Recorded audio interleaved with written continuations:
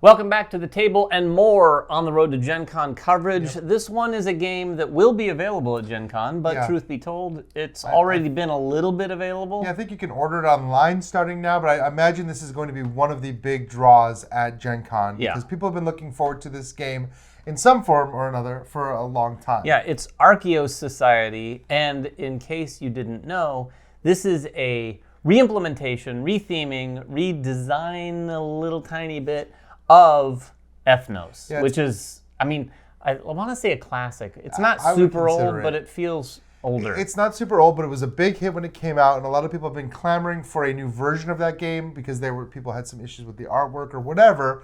They decided to do that, but they didn't just reskin it or retheme it.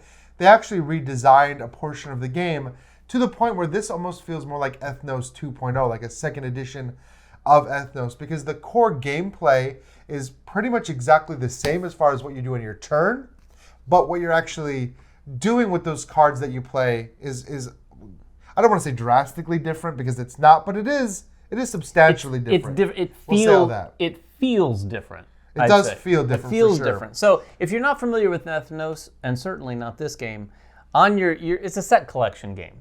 You're basically on your turn taking a card from this display, adding it to your hand, or potentially taking cards off the deck, or instead of taking cards, you are playing one of those sets of cards. And those sets of cards can be a number of different things. They can be all of one type of card. There's going to be, in any given game, 6 types of cards. And in this game, it's sort of these different categories of people all surrounding archaeology and things like that. Professors, students, all sorts of types.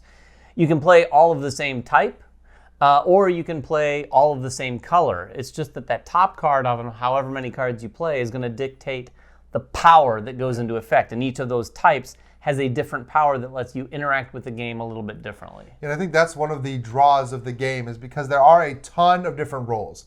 And like we said, we're using 6 of those roles, but there's a lot of roles that you're not using. And you're going to be mixing these roles up in different ways. And these roles have a significant impact on the game, on how you score points, and how you interact with the board. Some of them come with additional components, tokens, even additional boards that are going to set aside.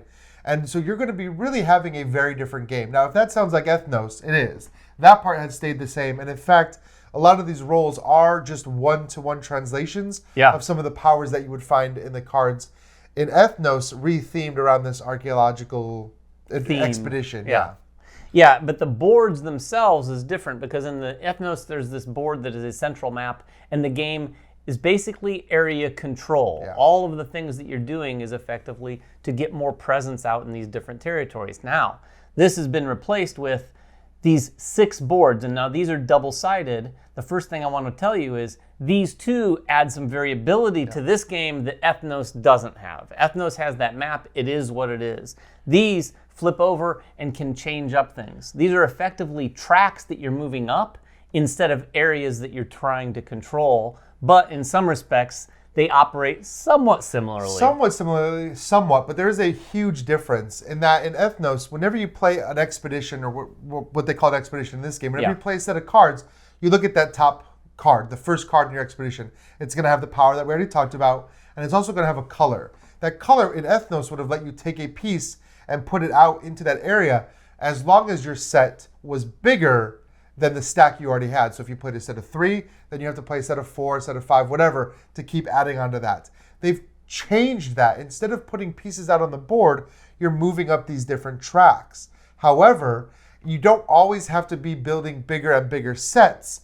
Each one of these little dividers has a number, and that's how big your set has to be to bypass into the next space. So here, I just need to have a set of 3 pink, and if I play a set of 3 pink, I get to move up. But you'll notice I can play another set of 3. Yeah, on your next turn or a future turn. It doesn't have to necessarily be bigger. Some of these even go up and down. You'll notice the purple one goes up and down with how many. You can even move up later with a set of just 1 card, which is something in Ethnos you'd never really be able to do. Yeah, and the other side of these boards is even more interesting in some respects because some of them not only move up and down, but some of them will award you positive and negative points. You can see this one gives you negative points right off the bat, then 2, then 0, then 6. So there's some strategy comes into play of like, oh, well, I want to get up 2 levels in this round because I don't want to be on an odd level because it's always bad. So there's a lot more interesting things going on, I think, with the way that works. Now, with that said, if you love area control and you love that competition and how that works, this is going to feel a little different. Yeah. It's a little less so that way. It definitely does feel different. I mean, Ethnos had, those different areas that scored different points throughout the 3 rounds of the game. It might score a lot in the first round and not a lot in the second round. So people were always competing for the ones that scored the most. And if somebody was in the lead, you get that standard area control effect of everybody piling on the leader. That does not happen in this game, for better or worse, because your points are what your points are. It doesn't matter if you're the furthest along a track. It just matters where you get on that specific track. You're still going to need to pay attention to what opponents are doing, because if they got really high in a track and you notice they're getting a ton of points, you need to find ways to also get those same amount of points if you want to stay competitive. Yeah, and there are other ways of getting points aside from these boards, because just like Ethnos, those expeditions that you're playing are scoring these points right here. Yeah. So there's even one, I think it's the students. Yeah. When you play those, there's a ton of these in the deck, so they come out a lot more frequently, so you're more easily going to get up to those 6-card expeditions, which is going to get you a lot more points at the end of each phase. And those phases, there are 3 in this game, which is that a little different?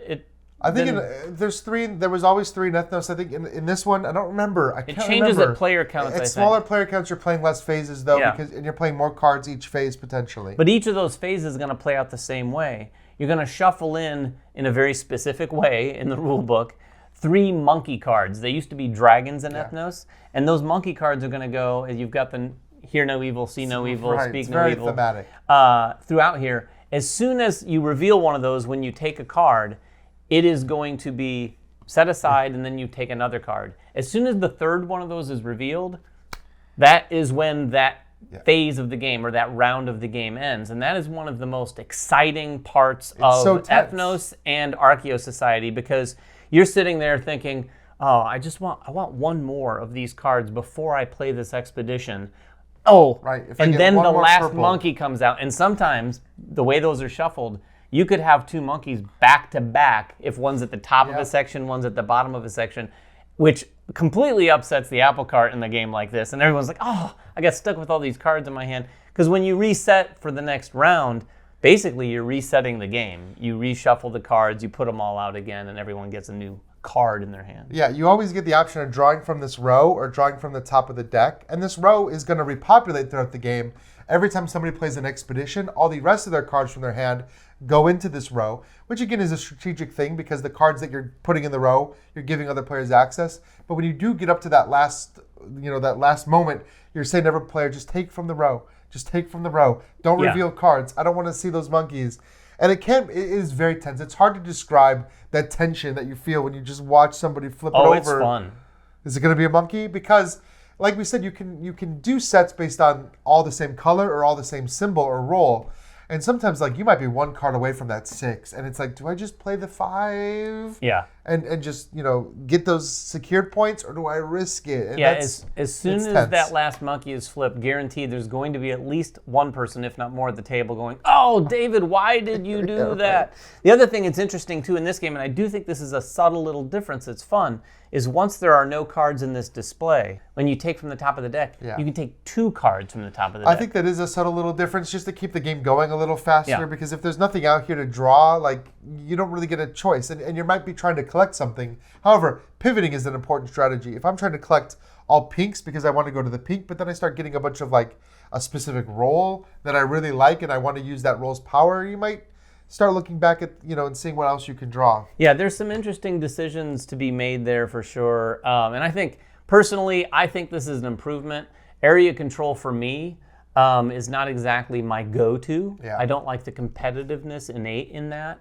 I think that competitiveness still exists here. It just exists in a different form. It's definitely in a very different form, because there's no way to topple the leader. If somebody's already at that spot where they're getting 14 points, you can't do anything to rob them of those 14 points, which for a lot of people, I think that's a huge positive. It is for me. It's not always fun to really build up an Ethnos and be like, I'm guaranteed these points, and then somebody topples you over. Yeah.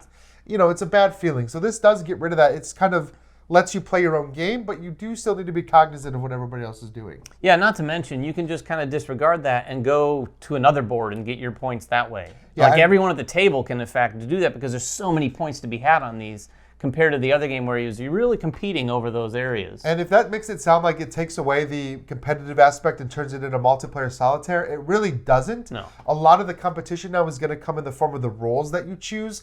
A lot of these roles have tracks that you're racing up. They have tokens that are going to pass around. They have items that you're trying to collect to have the most. So there definitely is still a lot of racing and a lot of player interaction based on the set of roles that you choose. Yeah, so that is Archeos Society. If you have any questions at all, please put them in the comments below. We'll get down there and answer some. And do take a look at this at Gen Con if you happen to be in town for Gen Con. We'll be there too. If you see us, be sure to say hello. Until next time, make sure everyone has fun at the table, and we'll see you then.